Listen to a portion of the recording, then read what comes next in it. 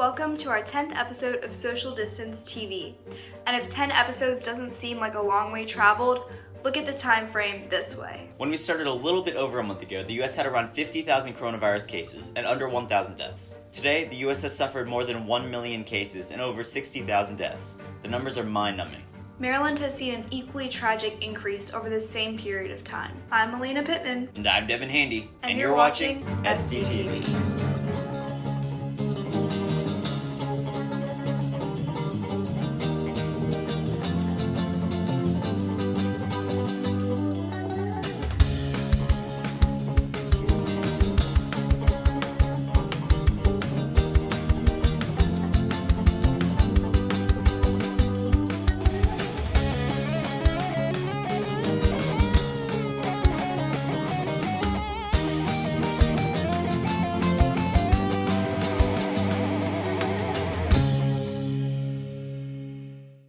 As far as news goes, 5 Montgomery County high schools ranked among the top 500 in the country, according to the latest U.S. News and World Report. Poolesville High School ranked 90th nationally and 1st in Maryland.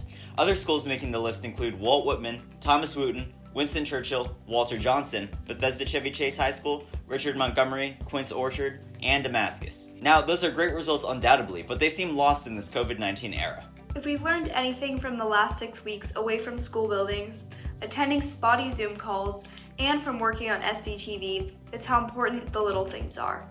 I'm sure I can speak for most of us when I say that we'd rather be going to school every day, a place where we can see our friends, than stuck at home in isolation. That's all for this episode, but check back next show for more updates on current events.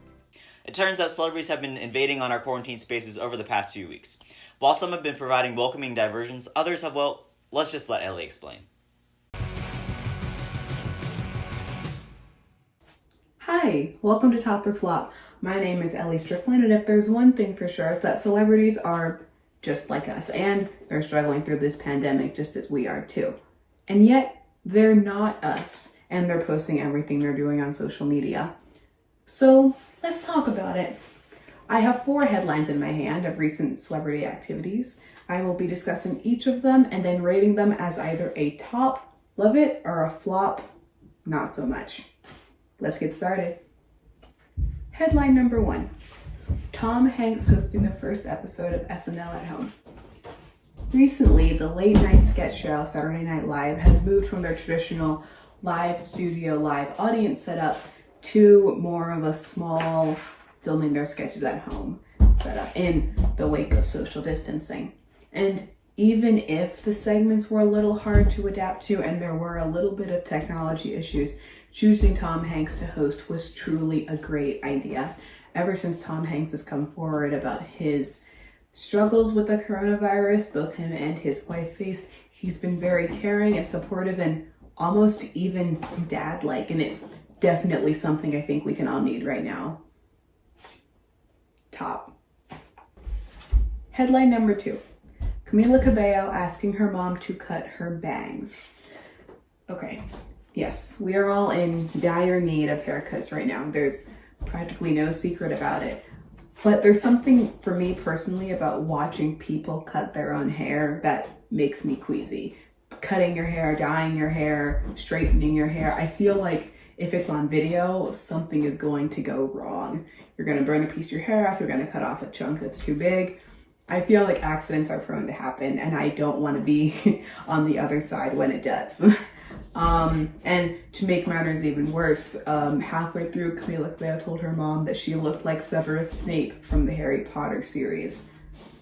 So, just because it makes me uncomfortable to talk about and watch, even though they turned out gorgeous. Flop. Headline number 3.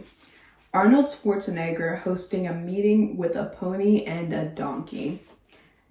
Okay, on Twitter, Arnold Schwarzenegger posted a video addressing his fans and advising those, especially over the age of 65, to stay home so they don't get sick. However, he had this discussion with us while feeding a pony and a donkey.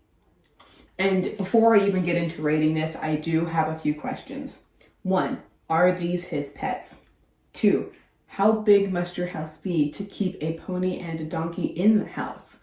Or are they even in the house? Are they in another barn? Or do they have their own stable? Do they have their own house? And finally, where can I get one? Because now I'm jealous that I'm not quarantining with a pony or a donkey. I'm jealous. Flop. For our final headline, Cardi B and her coronavirus rants. Now, since the beginning of this pandemic, Cardi B has been sometimes weekly, sometimes regularly cataloging her emotions through various Instagram live streams and videos she's been posting. While a lot of them in the beginning were funny and her just explaining how chaotic and confused this all was, they have now taken a more serious turn, including her calling out the government for their lack of action, especially regarding those who are less fortunate. And even if this was a move that I didn't particularly see coming from someone like Cardi B, I do definitely think it's great. Her using her fame and her status to help others and to reach out to others. And of course the funny ones are great too. A top 110%. Well, those are all the headlines I have for today. This has been Top or Flop. I'm Ellie Strickland. Thank you so much for watching, and be sure to keep tuning in to more Social Distance TV. Back to you, anchors.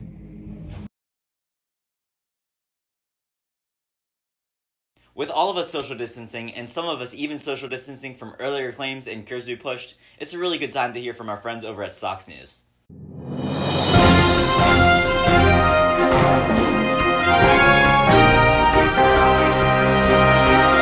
And what about natural causes? You never hear the mainstream media talk about natural causes, do you? No, Bill, I don't. You're darn tooting you don't, and yet natural causes kill more than 90% of Americans. 90%! Where are all the bans against nature?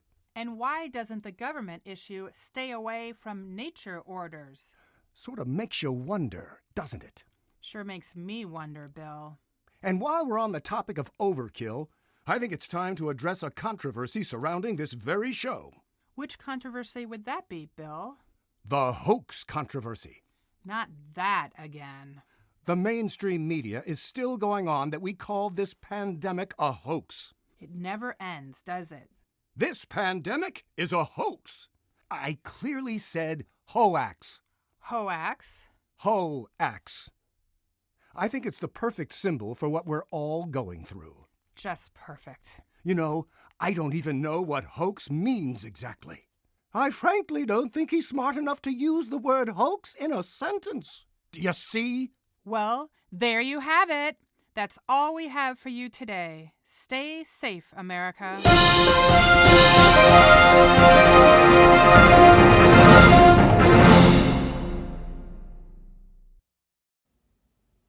Wow, Sox News always leaves us questioning ourselves. Since the Hidden Talent Contest is not open to SDTV staff and immediate family, we could not encourage our graphics guru, Kelsey Peterson, to submit the next segment to the contest, but we can encourage you to watch this piece closely. Kelsey's amazing artistic interpretation of the entire Odyssey puts SparkNotes to shame. Tell me, O Muse, of that ingenious hero who traveled far and wide after he had sacked the famous town of Troy.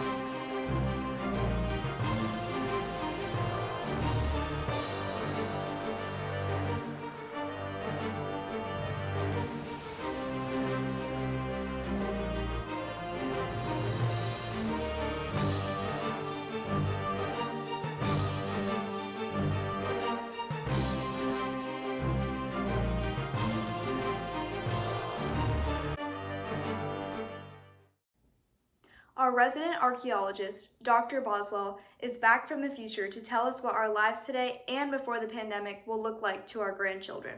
Today, Boswell explores the darkest realms of those especially equipped for life in quarantine, the hardcore gamers. Hello everyone. Welcome back to Socioarchaeology. I'm your host, Griffin Boswell. Now, I know that most of what I've covered has given the impression that there's nothing left in the world that hasn't been abandoned. And judging by the increase in the amount of, how shall we say, ugh, I miss this, and #memories posts that I've been seeing online, some of you are beginning to believe me. Well, what if I told you there is a species that has completely adapted to surviving in this environment? In the digital world, millions of people are going on with their normal lives completely unaware of the chaos going on around them. Today, we are going directly into the lives of the gamers. In order to get close to the gamer and experience its natural habitat, I'll need a more suitable vessel to enter their realm. Let's hope this works!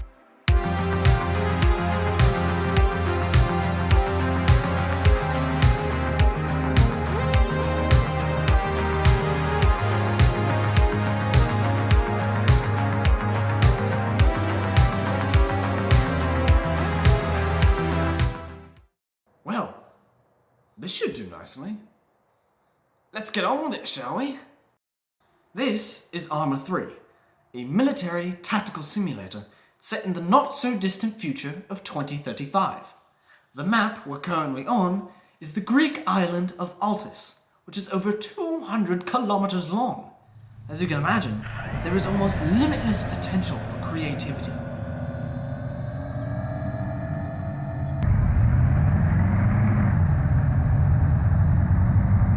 Seems like a group of players just returned from an operation. Let's see if we can get a better look at these digital commandos. My, what a jovial bunch, aren't they? look at that one, wearing a face mask. He's practicing social distancing. I'm going to see if I can interview one of them and get their take on the whole outbreak thing. Maybe they'll share some wisdom on how they've survived so long. Okay, so, Mr. Farfetched, you are a gamer, yes? Yes, sir. And, how long have you been, I don't know, playing video games? You know, I've been playing video games since, I was a little kid. Wonderful. And in light of this COVID-19 outbreak, has it really affected you at all? You know, not at all. I've been kind of bred for this situation. I spend a lot of time inside, and I don't see the world as much as I do this one, you know. So, everything going outside doesn't really affect me that much. And, according to your pre-interview notes, you said that you weren't even aware there was an outbreak until 2 days ago, yes? Yeah, that's right. Till I turn on the news, which I, never do. I've just been sitting at home, eating my fruit snacks and playing Arma. Interesting, very interesting. Thank you so much, sir. Mr. Gary, yes? How long have you been a gamer? Since I could turn on my first system. Interesting, and has being a gamer sort of prepared you for this outbreak? Do you feel like you've been more prepared for this situation? Yeah, I guess I've kind of always been a loner because I'm sitting in front of the screen most of the time. And, well, when was the last time you have gone outside, if I may ask? I mean, I had to go outside to get something out of my car before, but that's about it. Oh, yes, the car incident you described. That was 2 years ago, yes? Yep.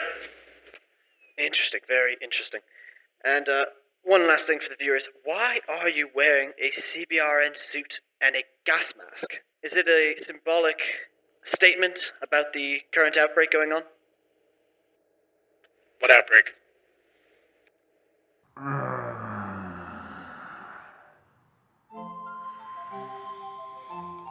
Okay. Perhaps learning the secrets of the gamer is a bit more convoluted than I initially theorized. Nevertheless, I will continue my quest to find the sanity-repairing properties the gamer possesses in the next episode. that's all the time we have for today. This is Dr. Boswell signing off. A quick word from our sponsors. POT. Parents opposed to technology. Take it away, ladies.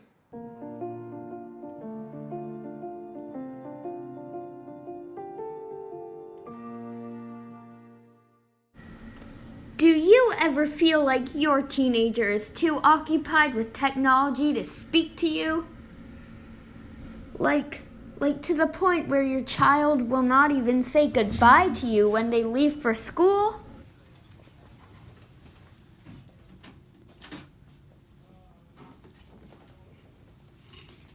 Loretta, are you going to say goodbye to your mother? Loretta, hello? When technology addiction becomes all too prevalent, all that your teenager needs to do is engage in some good old-fashioned fun. Please help me. Please. And I have just the solution for this ever-pressing issue. It's called paper. Yep, paper. You heard me right. There's so much that your teen can do with paper. They can draw. They can cut paper up into tiny little pieces. Oof. Guess you won't be able to scroll through Instagram anymore. And best of all, they can transform paper into anything that their little adolescent hearts could possibly desire. What did you make, Milton? A phone! A phone? You could have made anything. And you made a phone? Kids these days. One of the most fun things to do with paper is origami. You can make beautiful cups, exquisite butterflies, and even a less traditional but still delightful fortune teller. You will do a crossword puzzle. Okay, boomer. Loretta, never call your parents a boomer. I am middle-aged. You're grounded. Now go to your room. But it was just a joke. No paper for the rest of the day. You're so mean. I never want to do origami with you ever again. You will be reconnecting with your child in no time. So now is the perfect chance to get some quality paper from a tree, while you still can. Hello, darkness, my old friend. I've come to talk with you again.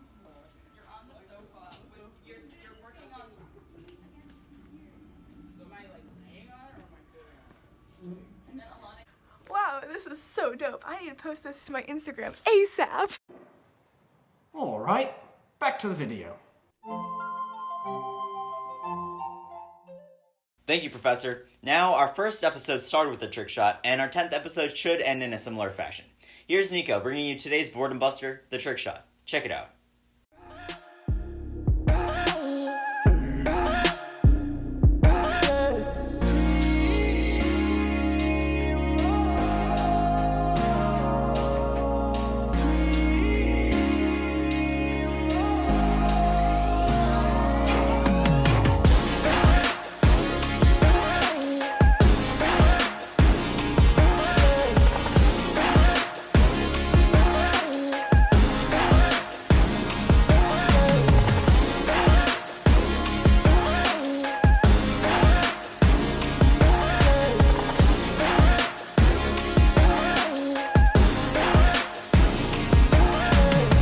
Finally, we want to wrap up the 10th episode of Social Distance TV with a clap out. We thank MCPS TV for supporting us even during our hiccups, the BCC Foundation for financial support, and to all the media outlets who have covered us, from WJLA to Montgomery County Media and Bethesda Magazine to NBC News. To all the contributors, the students they interviewed and made trick shots with, and of course you, the viewers, thank you for your hard work. And MCPS, keep those segments coming. That concludes this milestone episode of Social Distance Television. Thank you for continuing to watch. Remember to stay safe And check MCPS TV for more.